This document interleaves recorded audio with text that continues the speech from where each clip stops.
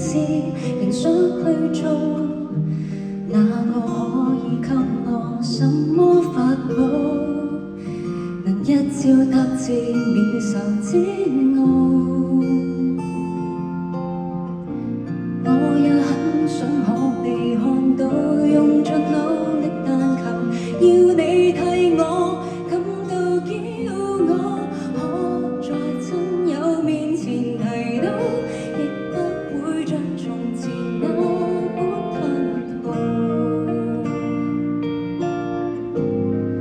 曾經想過活着到底為什麼，平凡人那麼多，到了我這麼一個。